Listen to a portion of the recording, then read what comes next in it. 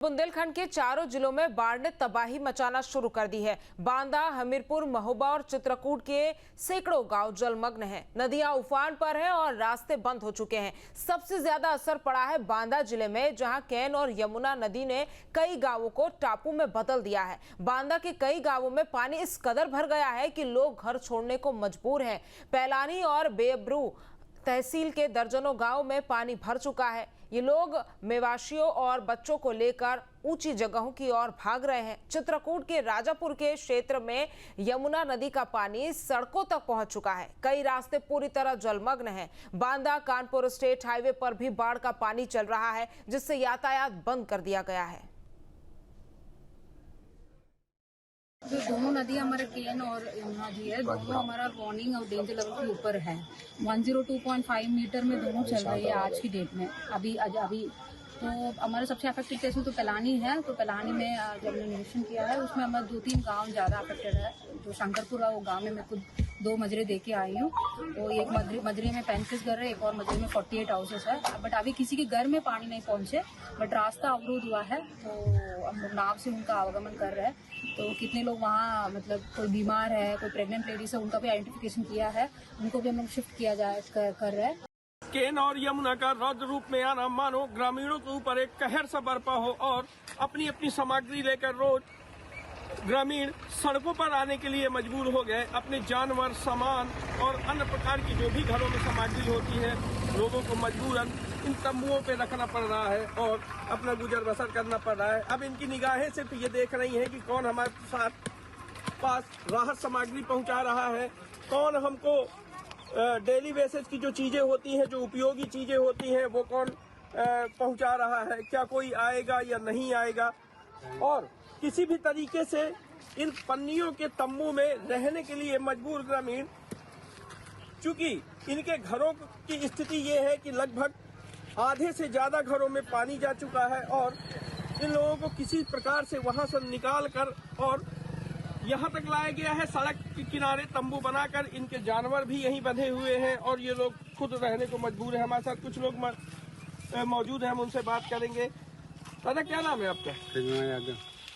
कहाँ के रहने वाले हैं आप? सारा बजरंगी डेरा। आप यहाँ क्यों आने को मजबूर हुए, क्यों आए हैं आप? आगे नदिया तो भगाएंगे पानी मार लिया। अच्छा, जो आपके घरों में सामान है उसकी क्या स्थिति है? ठीक है, तो चढ़ा दिन है, जौन है जौन रह गया तो पर है, का कहाँ से जान। अच्छा, आप लोग यहाँ पर आए हैं, किस प्रकार कोई राहत सामग्री आपके पास? कोई राशन? कोई नहीं। यहाँ सड़क किनारे आप बैठी हैं, अभी तक आपको प्रशासनिक रूप से कोई सुविधा मुहैया कराई गई? नहीं, यदि वोट लेना रहता तो 50 बार हाथ जोड़ते हैं। यदि कोई समस्या आती तो कोई हम पूछने नहीं आता कि मर रहे हैं कि जी रहे हैं। कब से हैं आप यहाँ तंबू के नीचे? हम कल से हैं। कल से हैं? हाँ। अभी तक आपको किसी प्रकार की कोई वो नहीं दी गई? कोई हमें नहीं मिली फैसिलिटी। ना कोई पूछने आए कि तुम मर रहे हो कि जी रहे हो, क्या खाली छोड़ देते हैं पानी की, बह जाओ मर जाओ, और कोई देख रेख करने वाला है नहीं यहाँ हमारी। कैसे खाना पीना चल रहा है आपका? खाना पीना बस ऐसे कोई, जैसे किसी एक का आ गया तो उसमें थोड़ा थोड़ा खा लिया, जी का जी को चल रहा है। क्या कर रहे हैं? कहा हमारा होटल लगा रखे, क्या योगी सरकार? प्रशासन तो कह रहा है कि लगातार उनको राहत सामग्री मुहैया कराई जा रही है। प्रशासन बुलाइए, प्रशासन को हमारे सामने, हम बताएं उनको कि क्या देते हैं हमको। आप लोग यहाँ आए, अपनी जानवर भी साथ में ले आए हैं? ये सब बंधे हुए जानवर, बकरी सब बंधा हुआ है। क्या कर, वहाँ बाढ़ में छोड़ के मर जाए सब लोग। वहाँ घर में क्या स्थिति है? पानी भर गया है?